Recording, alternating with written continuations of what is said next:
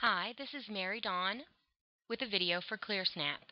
Today I'm going to show you how to alter our shaker top jar, and I'm going to use the uninked ink pad for a really fun technique. You'll recognize the shaker top jar as the packaging for the fairy dust glitter, and the ink pad is what we package our pigment inks in. I will be altering the jar in a couple of ways.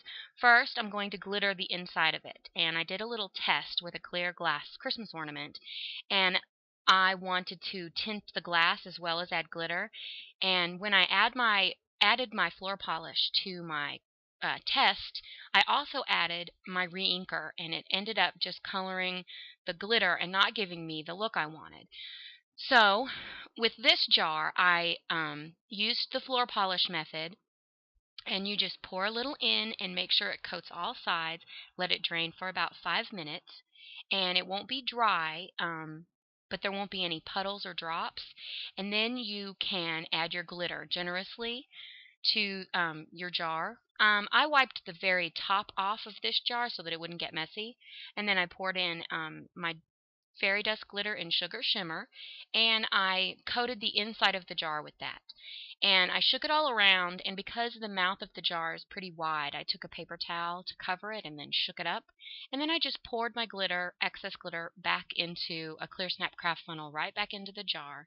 And you'll see it does a nice, fine, perfect layer of glitter on the inside.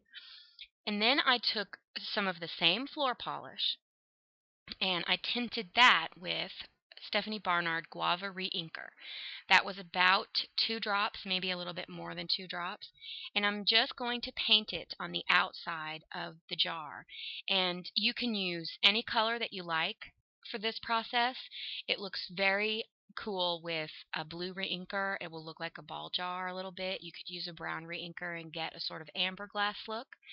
It'll take about an hour for the floor polish and reinker to dry on the outside of the jar, so I'm going to set that aside for now and move on to the technique I'm using the ink pad for. And it is, I will be using Wicked Black archival dye ink to stamp my image onto this uninked pad.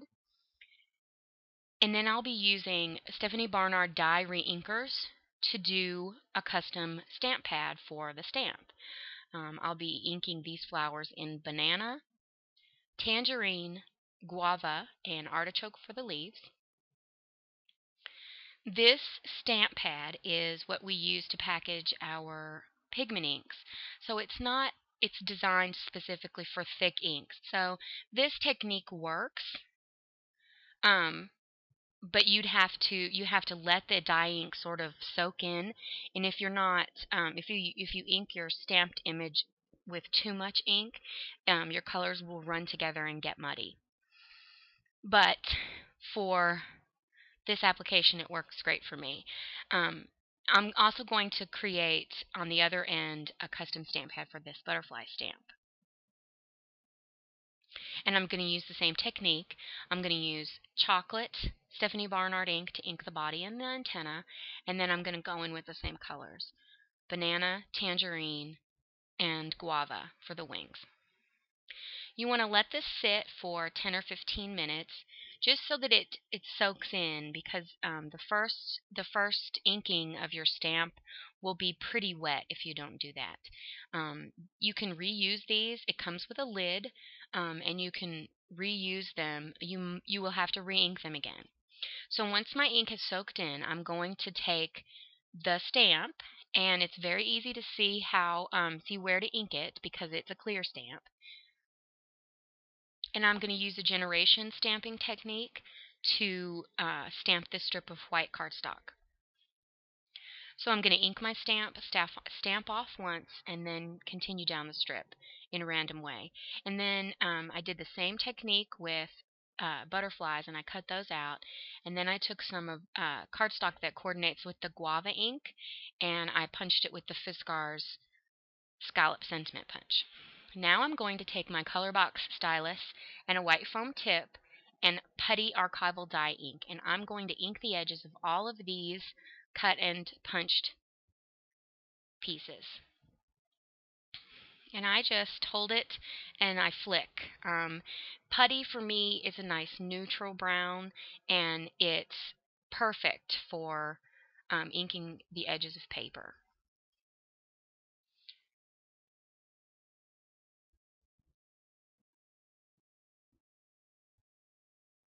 When I'm finished inking the edges of my stamped strip, I'm going to go ahead and lightly ink over the white just to bring the white down a little bit so it's not so stark, because I want this to have a vintage, soft vintage feel.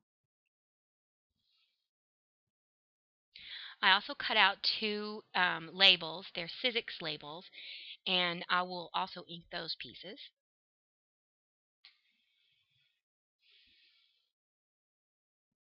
I usually dab off on a piece of scratch paper so that my application is a little bit softer than going straight from the pad to the paper. And with this white label shape, I'm going to do the same thing with a light application of ink over it to bring the white down a little bit. And then I'll be taking the Guava ink by Stephanie Barnard and stamping my sentiment, which is thanks for making my life sparkle. I thought that was perfectly appropriate for a glittered jar.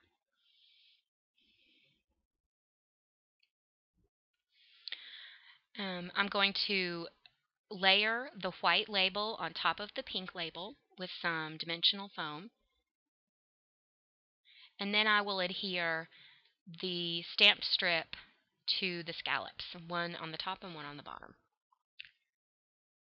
And when I'm finished adhering the pink paper to the stamped paper, I will add score tape to the back of my piece, and I'll also use score tape to adhere a strip of pink cardstock to the shaker lid.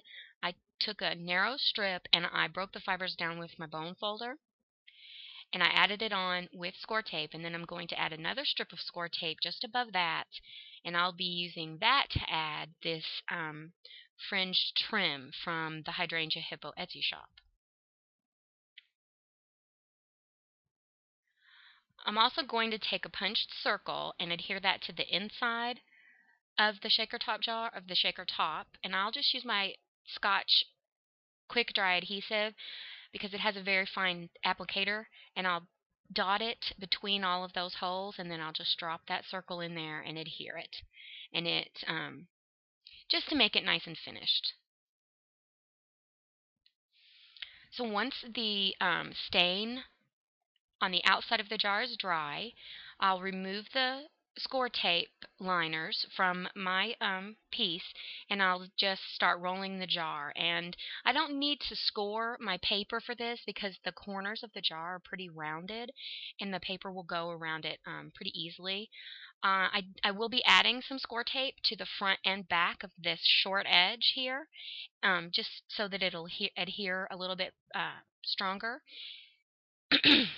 And I have decided to use put the seam in the front of my jar so that I can cover it up with my embellishments. So this, I cut a very long, or I stamped a very long strip. I just cut a strip off of an 8.5 by 11 piece of paper. That's why it's very long.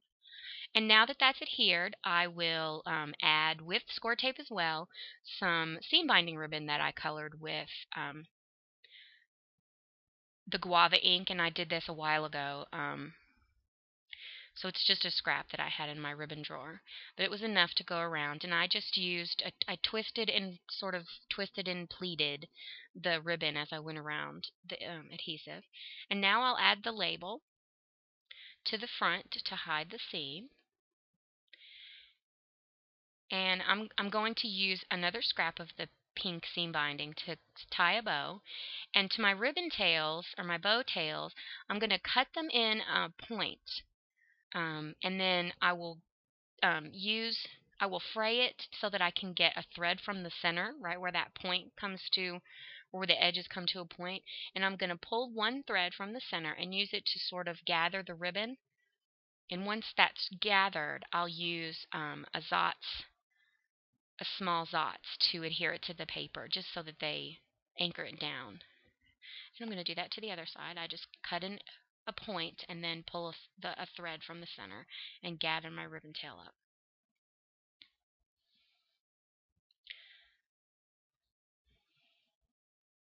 Once I have the label and the bow adhered, and the ribbon tails anchored with zots, I'm also going to apply the bow with a couple of zots.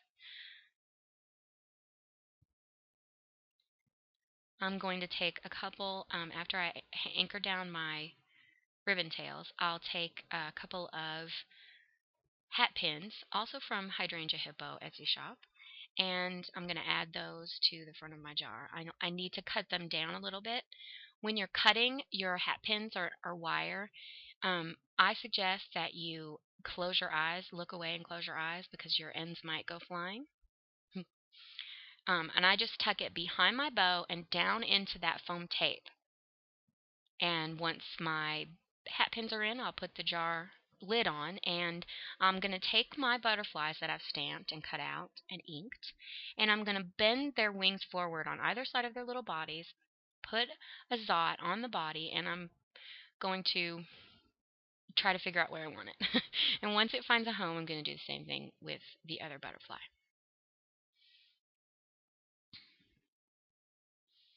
And that's all there is to it.